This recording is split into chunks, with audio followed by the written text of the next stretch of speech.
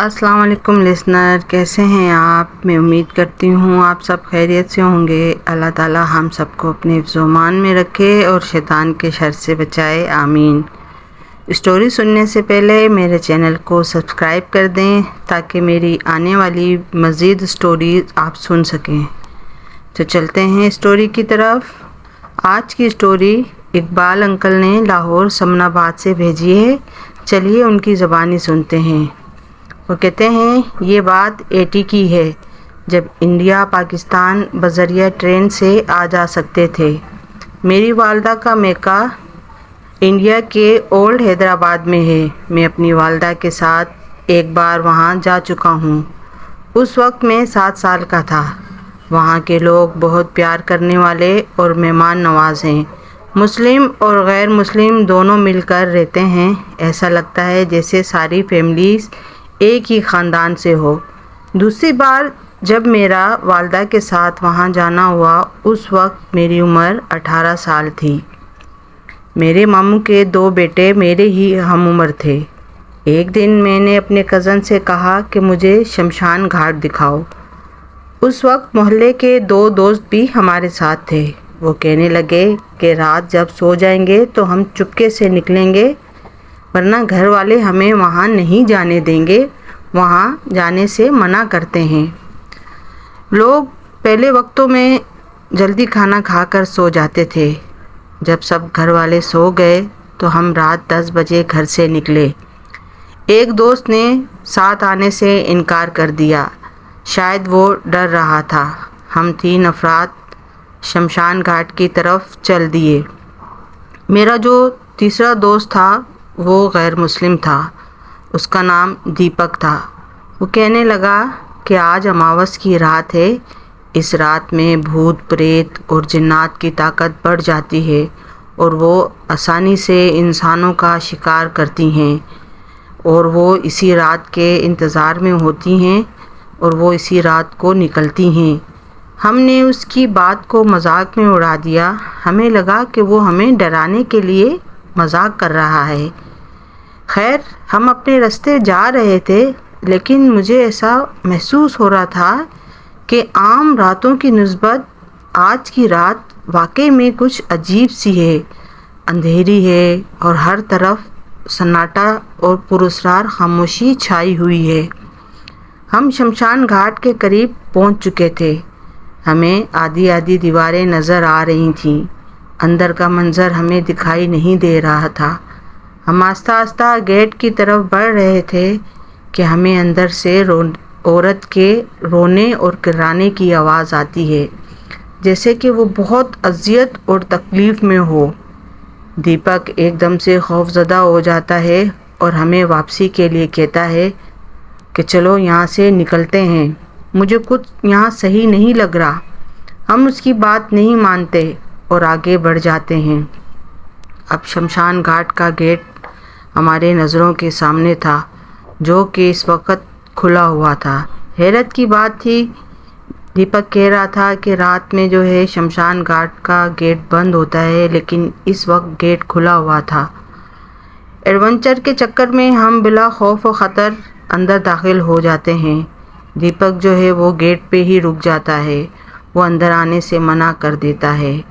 عورت کے رونے اور کرانے کی آوازیں اب تیز ہو گئی تھیں کہ اچانک ہمیں شمشان گھاٹ کے کونے کی دیوار کے ساتھ دکھائی دیتا ہے کہ ایک لاش چتا پر جل رہی ہے۔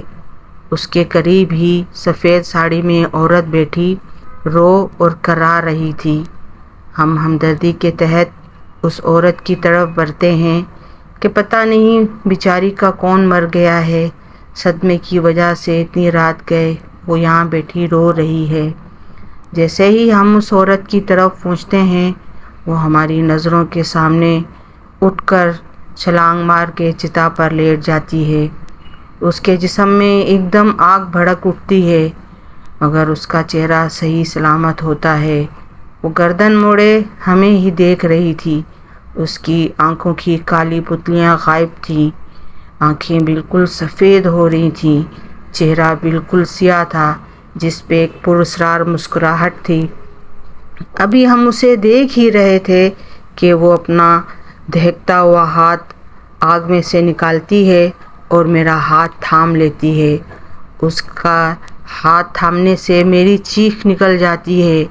خوف کی وجہ سے ہم دونوں بدحواس ہو چکے تھے۔ ذہن نے کام کرنا چھوڑ دیا تھا۔ دیپک گیٹ پہ کھڑا چلاتا ہے اور ہمیں بھاگنے کا کہتا ہے۔ ہم دونوں تیزی سے باہر بھاگنے کے لیے مڑتے ہیں۔ ابھی ہم گیٹ تک ہی پہنچتے ہیں کہ وہ عورت کھڑی ہو جاتی ہے۔ اس کا جسم آگ میں دہک رہا تھا۔ ہمیں بھاگتے دیکھ وہ بھی اسی حالت میں ہمارے پیچھے دوڑتی ہے۔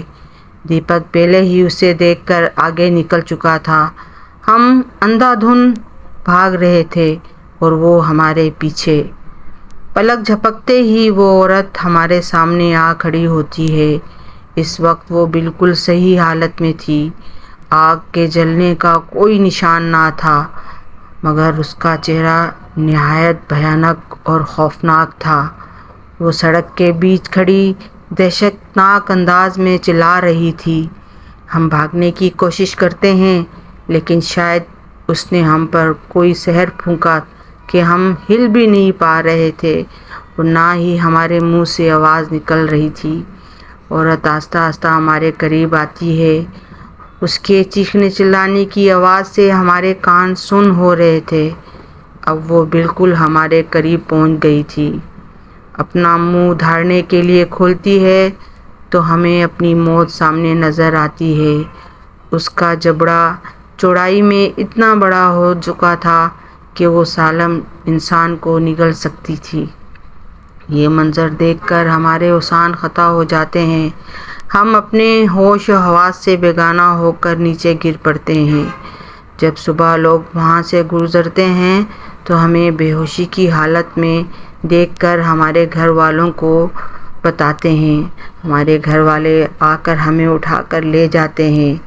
ہوش میں آنے پہ ہم سے پوچھتے ہیں کہ تم لوگ وہاں کیسے پہنچے، تو ہم گھر والوں کو تمام ماجرا سناتے ہیں۔ پہلے تو وہ ڈانٹتے ہیں، پھر یہ دیکھ کر خوف زدہ ہو جاتے ہیں کہ میرا ہاتھ جو اس عورت نے تھاما تھا وہ کافی بری طرح جلا ہوا تھا۔ میری والدہ رونے لگتی ہیں۔ مجھے سخت اذیت ہو رہی تھی۔ ایڈونچر کے چکر میں ایک مصیبت میں مبتلا ہو چکا تھا۔ کچھ دنوں بعد ہماری پاکستان واپسی تھی۔ جس وقت ہم اسٹیشن پہ ٹرین میں بیٹھ رہے تھے اور جب ٹرین چلی تو مجھے وہ عورت اسٹیشن پہ کھڑی نظر آتی ہے۔ میں والدہ کو کچھ بتائے بنا اپنا منہ گھما لیتا ہوں، کیونکہ اگر میں اپنی والدہ کو بتاتا تو وہ خوف زدہ ہو جاتی۔ خیر، ہم پاکستان پہنچ گئے تھے۔ مجھے اکثر اکیلے میں وہ عورت کئی بار نظر آئی۔ اب وہ میرا وہم ہوتا تھا یا حقیقت، یہ اللہ ہی بہتر جانتا ہے۔ میرا جو ہاتھ جلا ہوا تھا وہ ناکارہ ہو چکا تھا۔ اس ہاتھ سے نہ میں کوئی کام کر سکتا ہوں۔ اس ہاتھ نے کام کرنا چھوڑ دیا ہے۔ کئی ڈاکٹرز کو دکھایا، عاملوں کو دکھایا، مگر ٹھیک نہ ہو پایا۔